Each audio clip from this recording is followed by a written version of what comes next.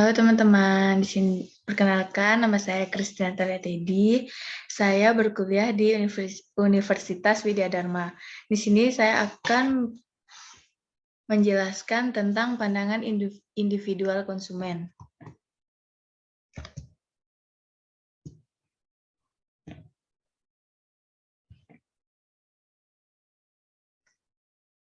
Pandangan individual konsumen itu terbagi menjadi 4. Yang pertama, persepsi. Yang kedua, kepribadian.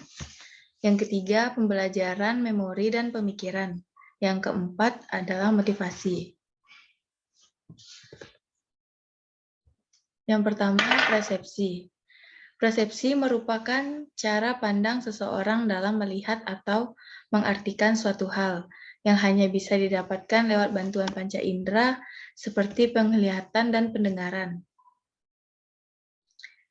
Menurut Kotler, persepsi adalah proses saat seseorang memilih, mengorganisasi, serta menginterpretasikan informasi yang datang menjadi suatu arti sendiri untuk menciptakan gambaran secara keseluruhan. Maksud dari informasi tersebut adalah segala sesuatu yang masuk serta menciptakan sensasi bagi seseorang. Contohnya produk, kemasan, merek, dan iklan.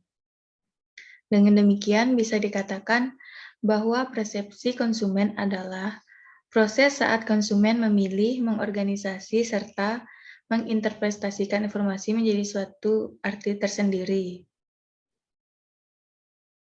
Karena persepsi manusia sangat dipengaruhi oleh faktor internal seperti pengalaman, kebutuhan, nilai yang dianut, serta pengalaman.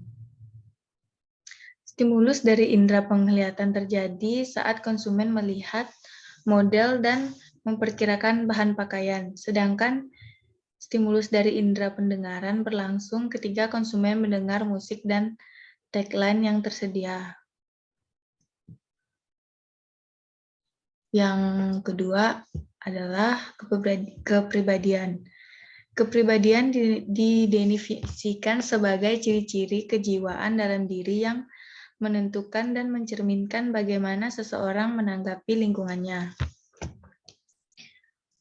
Kepribadian ini mempengaruhi pilihan seseorang terhadap produk, sifat-sifat yang mempengaruhi cara konsumen merespon usaha, promosi, para pemasar, dan kapan, di mana, dan bagaimana sikap mereka mengkonsumsi produk dan jasa tertentu. Karena itu, menghadapkan karakteristik kepribadian khusus yang berhubungan dengan perilaku konsumen, serta berguna dalam penyusunan strategi segmentasi pasar perusahaan. Yang selanjutnya adalah pembelajaran, motivasi, dan pemikiran. Pembelajaran konsumen merupakan proses di mana para individu memperoleh pengetahuan dan pengalaman dalam pembelian dan konsumen yang mereka terapkan pada perilaku yang berhubungan di waktu yang akan datang. Kebanyakan pembelajaran konsumen diperoleh secara kebetulan, namun ada juga yang disengaja. Yang berikutnya adalah motivasi. Motivasi adalah kekuatan pendorong dan yang mendorong orang untuk bertindak. Ini mewakili alasan yang dimiliki seseorang untuk bertindak atau berperilaku dengan cara tertentu. Kebutuhan atau needs adalah keadaan atau hal-hal yang diinginkan atau diminta, dan mereka mengarahkan kekuatan motivasi. Kebutuhan manusia yang paling mendasar adalah biologis, dan memenuhinya menopang keberadaan fisik. Yang kedua ada kepribadian atau personality. Terdiri dari karakteristik psikologis yang menentukan dan mencerminkan cara kita berpikir dan bertindak, yang bersama-sama akan membentuk karakter khas individu. Yang ketiga ada personifikasi merek atau brand personification. Terjadi ketika konsumen menghubungkan sifat atau karakteristik manusia di suatu merek. Kepribadian merek memberikan identitas emosional atau suatu merek yang menghasilkan sentimen dan perasaan terhadap di antara konsumen.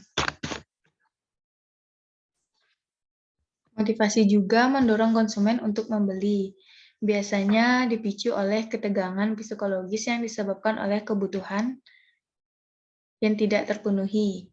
Individu berusaha secara baik, sadar dan tidak sadar untuk mengurangi ketegangan ini dengan memilih tujuan perilaku selanjutnya yang mereka antisipasi dan memenuhi kebutuhan mereka, dan dengan demikian membebaskan mereka dari ketegangan yang mereka rasakan. Apakah kepuasan benar-benar tercapai tergantung pada tindakan yang ditempuh, karakteristik kepribadian memandu tujuan yang ditetapkan individu, dan tindakan yang mereka ambil untuk mencapai tujuan ini. Baik, demikian presentasi dari saya ucapkan terima kasih.